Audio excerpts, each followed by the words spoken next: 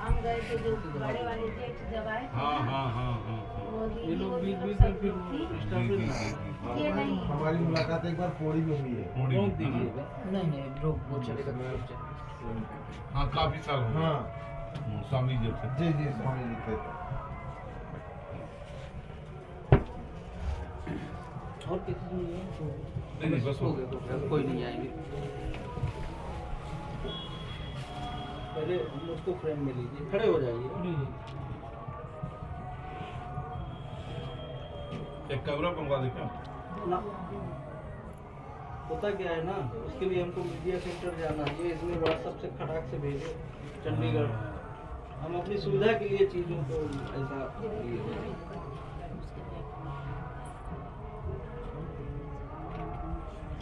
हम इस समय हैं महाकुंभ नगर में, और महाकुंभ नगर में इस समय जो है महाकुंभ का आयोजन चल रहा है। देश विदेश प्रदेश या जहाँ पर भी जो भी संत महंत धर्माचार्य सनातन धर्म के हैं वो इस समय यहाँ पर आए हुए हैं। ऐसे में हमारे साथ हैं इस समय अयोध्या से आए हुए श्री वल्लभाचार्य जी महाराज जी, जगत गुरु रामानंदाचार्य जी महाराज जी। और ये श्री वल्लभाचार्य जी कौन है महाराज जी? आप जिनसे वल्लभाचार्य जी का नाम ले रहे हैं, हाँ। वो श्री वल्लभाचार्य जी तो वल्लभ संप्रदाय के आचार्य थे। अच्छा। और हम रामानुज संप्रदाय के जगत गुरु रामानंदाचार्य के पद पर पूछते थे। जी और आचार्य प्रदत्त नाम श्री वल्लभाचार्य जी और पद का नाम जगत गुरु रामानंदाचार्य। जी। जैसे शंकराचार्य वैसे हमारा पद जगत गुरु रामानंदाचार्य। बहुत अच्छा। कैसा लग रहा है इस बार के महाकुंभ को देखकर? अवश्य देख हुए देखन अत्यंत शोभनीय, महत प्रशंसनीय। गत वर्षों के जितने भी कुंभ हुए हैं, सारे कुंभों में ये कुंभ, अमृत कुंभ, ये सर्वश्रेष्ठ कुंभ अविस्मरणीय। अवश्य में अविस्मरणीय है। इसके लिए जितना कहा जाए उतना ही कम है। और धन्यवाद है हमारे मोदी जी को, हमारे योगी जी को, जो हमारे देश को ऐसे प्रधानमंत्री और मुख्यमंत्री प्राप्त हुए जो हमारे सनातन धर्म की ध्वजा को अति उच्चतर शिखर पर लेकर जा रहे हैं। क्या ये माना जाए कि पहली बार कोई साम्राज्य, सत्ता या शासक या सरकार सनातन धर्म के प्रति इतना गंभीरता से सोच पाई है? अवश्य में ये व्यवस्था पहले नहीं थी। हाँ, 2014 के बाद जब से हमारे मोदी जी प्रधानमंत्री के पद पर आए हैं, तब से क्रमशः धीरे धीरे इस सनातन धर्म की परंपरा को बढ़ाते जा रहे हैं। और योगी जी तो उस कीर्ति ध्वजा के स्तंभ बनकर के आए हैं।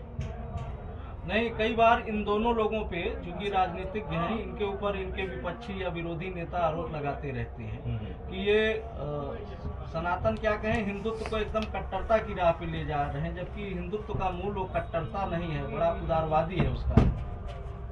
हमारे यहाँ तो सर्वे प्रपत्ता अधिकारिणा जना सक्ता असक्ता अपने तिरांगिणा अपेक्षिते तत्र कुलम बलम चनो। सभी भगवान के मार्ग में आने के अधिकारी हैं। हमारे देश में हिंदू ही तो था और हिंदू ही है।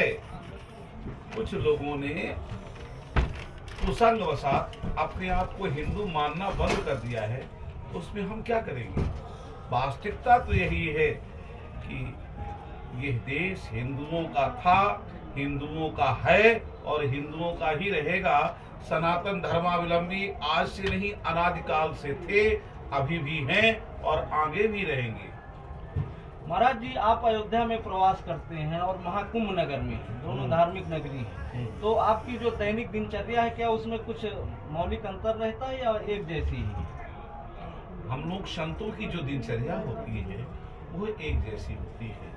प्रातः काल ब्रह्म मुहूर्त में उठना, और जैसे हम लोग अयोध्या रहते हैं तो अयोध्या में सरयू स्नान करते हैं, यहाँ गंगा स्नान करते हैं। वहाँ भी हम अपने नित्य मंत्राज का जप, नियम, हवन पूजन करते हैं।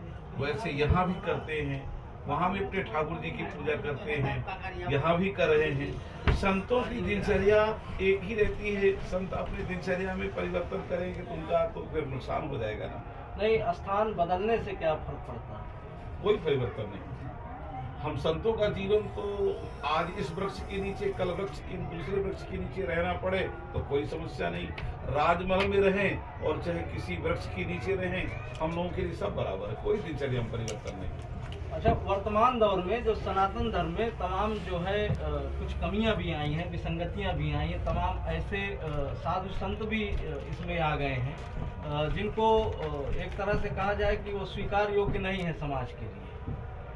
जैसे कि एक मैं मसला उठाऊंगा, एक मॉडल है, उस दिन जब अमृत स्नान के लिए आप लोग जा रहे थे, क्या उनका वहाँ पर रहना उचित था या नहीं? कैलासानंद जी के साथ थी वो।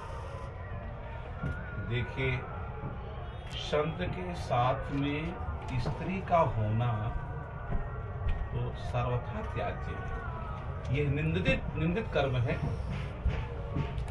पर हम ये नहीं कह सकते कि उनकी कुछ चेष्टा थी, कोई दुर्भावना थी।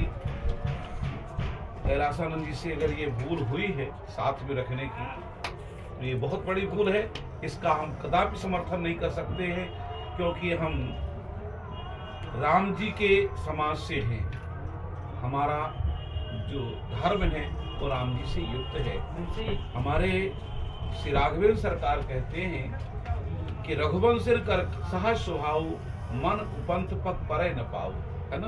उपंथ में हमारा पैर पड़ ही नहीं सकता है, चाहे जैसा भी हो सकता है। माँ के रूप में, बेटी के रूप में हम लोग मातृशक्ति को मानते हैं, सम्मान देते हैं, पर एक फैसला बना करके रखना, एक दूरी बना करके रखना, ये साधु का स्वरूप है, संत का स्वरूप। शंकराचार्य जी ने इस पे आपत्ति की है। शंकराचार्य जी आपत्ति क्यों न करेंगे? एक आचार्य है, आचार्य को आपत्ति करना कर्तव्य है, आचार्य ही नहीं करेगा। जैसे प्रशासनिक दंडाधिकारी होता है, वैसे जगत गुरु के पद पर जो भी प्रतिष्ठित हैं, उनको निर्णय लेने में और उनको उस बात को कहने में कोई भी तनिक भी अंतर नहीं रखना चाहिए। ये कैलासानंद जी जो है, ये एक निरंजनी अखाड़े के अपना पीठाधीश्वर भी है। हाँ। तो तमाम धर्म गुरुओं ने इस पर आपत्ति की है। तो इससे क्या उनका अभी तक कोई ऐसा बयान नहीं आया, क्या मान लिया जाए कि वो अपनी इस भूल को जो है वो उस पे कुछ कहना नहीं चाह रहे? अब हम इस विषय में कुछ कह नहीं सकते हैं, पर कहीं कहीं शास्त्रों में ऐसा भी होता है कि मौनो स्वीकार लक्षणम, उन्होंने स्वीकार कर लिया हो, पर हम ये भी नहीं कह सकते कि उन्होंने जानकर के ऐसी भूल की। कई बार लोग बैठ जाते हैं और संत का, किसी महापुरुष का ध्यान कहीं और बटा हुआ है, किसी से चर्चा कर रहे हैं या किसी बात पर चिंतित है। भाई, आश्रम की बहुत सारी व्यवस्थाएं होती हैं, तो हम ये नहीं कह सकते कि कैलासानंद गलत थे। बिल्कुल क्यों कह देवे भाई, हम उनको गलत देखें तब न कहें। केवल उनके गाड़ी पर बैठ गई वो बालिका, उसको नहीं समझदारी थी। भाई, कई बार व्यक्ति साधु स्वरूप में होने के कारण से सोच लेता कि हम संत हैं, उन्होंने ये समझता नहीं कि हम स्त्री हैं। उन्होंने नहीं समझा कि हम स्त्री जात से, तो हमको नहीं बैठना चाहिए। तो इसलिए ये एक विसंगति थी। ऐसी एक विसंगति है क्योंकि सारी चीजें, ये घटनाक्रम महाकुंभ नगर में घटित हो रहा है और संत समाज के बीच से आ रहा है। तो पूछने का आशय ये है, एक साधु महाराज हैं, उन्होंने एक 14 वर्षीय लड़की को दीक्षा दिया, क्या ये उचित था या नहीं? दीक्षा, वैराग्य दीक्षा दिया किया? हाँ, वैराग्य के साधु ने जी। और उसके बाद फिर जूना अखाड़े ने उन साधु को बहिष्कृत कर दिया। देखिए, दीक्षा देना कोई गलत नहीं। संन्यास की दीक्षा, संन्यास की दीक्षा देने के बाद साधु को अपने पास रखना नहीं चाहिए, ये गलत है। अगर संन्यास के बाद उस महिला को अपने पास रखा या उस बच्ची को अपने पास रखा, ये गलत है। और संन्यास धर्म, वैसे हम तो ये कहते हैं कि बच्चियां ना ले तो सबसे अच्छा है, अपने घर में ही भजन करें, घर में पूजन करें, संन्यास उनको लेने की आवश्यकता नहीं है। दीक्षा ले ले, राम मंत्र है, नारायण मंत्र है, श्री कृष्ण मंत्र है, कोई भी मंत्र अपने परंपरागत लेना चाहता है तो दीक्षा लेने का अधिकार है।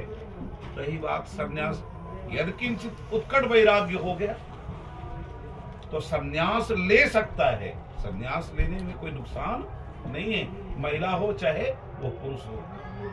पर महिलाओं को महिलाओं के पास, बच्चियों को बच्चियों के पास, है ना। पुरुषों के समाज में उनको रहना बिल्कुल ही उचित नहीं। महाराज जी, अब आखिरी में आपसे एक आज के सनातन धर्मी युवाओं को आप क्या संदेश देना चाहेंगे? सनातन धर्मी युवाओं को हम कहेंगे कि अपने सनातन धर्म की परंपरा को वो जाने, समझे, अपने वेद पुराण स्मृतियों का पठन पाठन करें, गीता का पाठ करें, रामायण का पाठ करें, जिससे वो अपने धर्म को जाने कि हम कौन हैं, हमारा धर्म क्या है। अगर वो अपने आप को जानेंगे, अपने धर्म को जानेंगे, तो वो अन्य धर्म में नहीं जा सकते। वो कभी भी दूसरे मजहब को स्वीकार नहीं कर सकते। इस समय देश के युवाओं में नशे के प्रति, अनावश्यक चीजों के प्रति, उनकी प्रवृत्तियों में बड़ा, उससे उनके अभिभावक भी जो है वो भी पीड़ित हैं। तो युवा कैसे सही राह पे आए, कुछ मार्गदर्शन करें। देखो, सही रास्ते में आने के लिए युवाओं को संस्कृत करने की परम आवश्यकता है। विद्यालयों में, कॉलेजों में हमारे धर्म ग्रंथों की शिक्षा होना अनिवार्य है। जब किसी को समुचित शिक्षा प्राप्त नहीं होगी तो अशिक्षा की ओर जाएगा, ठीक है ना। आज ही बताओ कि जितने कॉलेज हैं, कहीं संस्कार युक्त गीता, भागवत, रामायण पढ़ाई जाती है क्या? कहीं नहीं पढ़ाई जाती। जब कहीं नहीं पढ़ाई जा रही है तो बच्चों को संस्कार कहां से मिलेंगे? आज के बच्चे क्रिश्चियन विद्यालयों में पढ़ते हैं। जब क्रिश्चियन विद्यालय में पढ़ेंगे, स्कूलों में पढ़ेंगे, तो ये बताइए हमारे संस्कृति को कैसे जानेंगे? भाई, हम लोगों को सबसे पहले अपने हिंदी से युक्त विद्यालयों में ही बच्चों को पढ़ाना चाहिए। इंग्लिश केवल हमारी जानकारी के लिए होनी चाहिए। भाई, हम विदेश गए तो वार्ता कर सकते हैं। हम तो यहाँ तक कहेंगे कि कोर्ट में भी पूर्णतया, चाहे वो लोअर कोर्ट हो, हाई कोर्ट हो या सुप्रीम कोर्ट हो, यहाँ पर ही हिंदी की ही प्रधानता होनी चाहिए। हिंदी भाषा ही हमारे देश की भाषा है, तो हिंदी सर्वत्र चलनी चाहिए। अंग्रेजी से हमको क्या मिल रहा है भाई? अंग्रेजी से यही लाभ हो रहा है कि हमारे धर्मशास्त्र सब लुप्त होते जा रहे हैं, अंग्रेजी की प्रधानता होती जा रही है। नहीं, एक थोड़ा सा है, जैसे दक्षिण भारत के कुछ राज्य हैं, वहाँ पर वो हिंदी को नहीं स्वीकार करना चाहते, कहते हमारे ऊपर ये भाषा थोपी जा रही है। देखिए, कुछ राज्य स्वीकार कर रहे कि नहीं कर रहे, जब हमारा शासन प्रशासन संयुक्त रूप से काम करेगा तो हर देश को, हर राज्य को स्वीकार करना पड़ेगा। अंग्रेजी को स्वीकार करें और हिंदी को नहीं स्वीकार करेंगे। हम हिंदी को और संस्कृत को दोनों को महत्व दें और प्रयास ये करें कि हमारा संपूर्ण देश हिंदी और संस्कृत मय होवे। अपने क्षेत्रों की भाषा को जो ग्रहण किए हैं उनको ग्रहण करें। जब हमारे यहाँ संस्कृत और हिंदी की प्रधानता हो जाएगी तो हमारे छोटे छोटे बच्चे भी अपने धर्म ग्रंथों को अच्छी तरह से जानने लग जाएंगे, अपनी सनातन परंपरा पर चलने लग जाएंगे। इसलिए हमको सबकी बात नहीं माननी है, अपने सनातन धर्म की बात, हमारा धर्म क्या कहता है। ठीक, बहुत बहुत धन्यवाद महाराज जी। तो ये थे हमारे साथ जगत गुरु जी, आपका बहुत बहुत एक छोटी